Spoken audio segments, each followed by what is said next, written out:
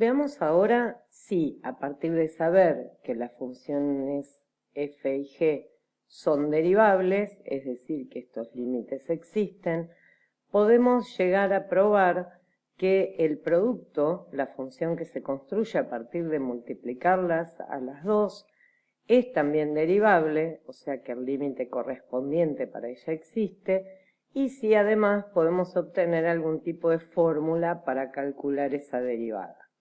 Entonces, lo que tenemos que plantear ahora es que vamos a intentar buscar la derivada de esta función producto y tenemos que escribir el límite del cociente incremental para este caso. Acá tendremos que poner a p de x más h menos p de x todo sobre h. Ahora bien, p de x más h es cambiar la x en p por h, por x más h. O sea, acá tenemos que poner x más h y acá también. Y después le tenemos que restar p de x, que es directamente f de x por g de x. Todo sobre h. Ahora bien, nosotros lo que sabemos es que si tenemos este cociente, el límite existe y vale esto, y si tenemos este, el límite existe y vale esto. Lo que tenemos acá es f de x más h por g de x más h, por un lado en un término, y f de x por g de x en el otro. Y no tenemos forma de despegarlos como para juntar esta con esta y esta con esta. Entonces lo que se hace es sumar y restar convenientemente un término que nos permita hacer esto como de despegar. Como acá tenemos f de x más h por g de x más h, si restamos f de x por g de x más h,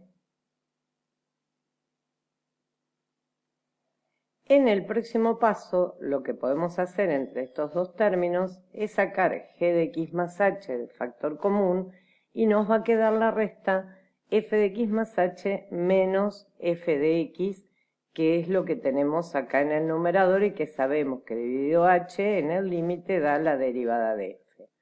Ahora, como resté este término para no cambiar y que siga valiendo el igual, sumo el mismo término.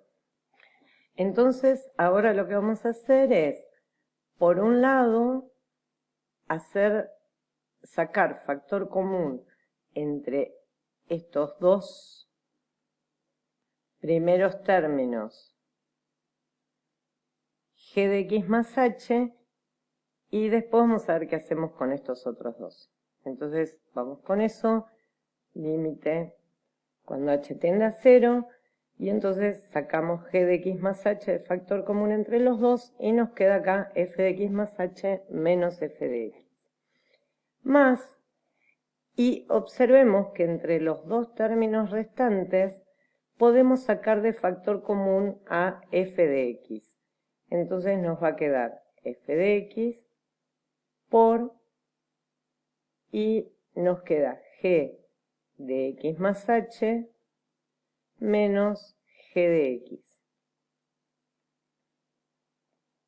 Todo dividido h.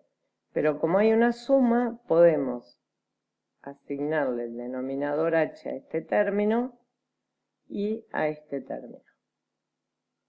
Recuerden que esto se hace pensando que dividir por h es multiplicar por 1 sobre h y hacemos la propiedad distributiva y nos queda el límite de esta suma.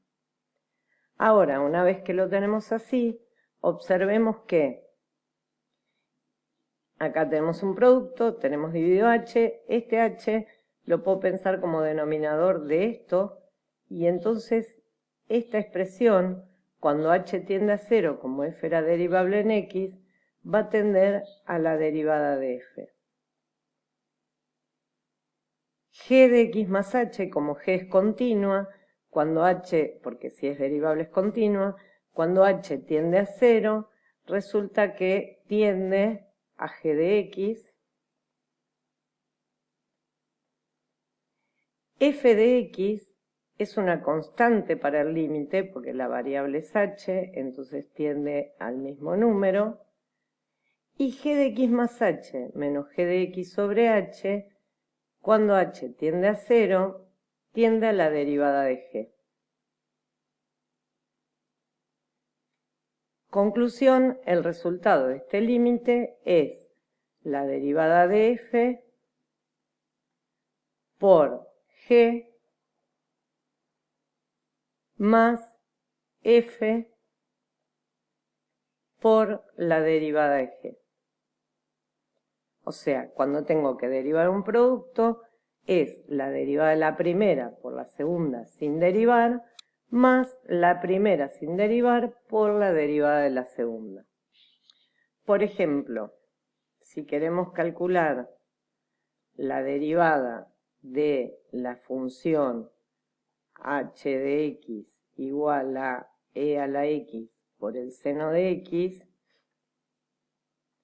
resulta que su derivada va a ser la derivada de la primera, que es la misma función, e a la x, por la segunda sin derivar, más la primera sin derivar por la derivada de la segunda, que es la derivada del seno de x, que es coseno de x.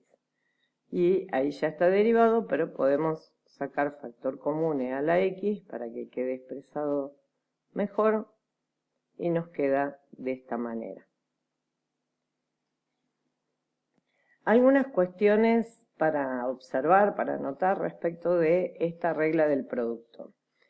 Supongamos que queremos calcular la derivada, como hicimos al principio, de una constante por una función. La podemos pensar también como el producto de dos funciones, de la función constante por esta otra f. Entonces, aplicando la regla del producto, nos va a quedar la derivada de la primera por la segunda sin derivar, más la primera sin derivar por la derivada de la segunda, pero como k es una constante, su derivada vale 0. Entonces, en realidad, este término vale todo 0 y lo que nos da como resultado es lo mismo que obtuvimos con el límite del cociente incremental. En algunos libros de textos o documentos no la van a encontrar demostrada esta como el límite del cociente incremental, sino como una aplicación de la regla del producto.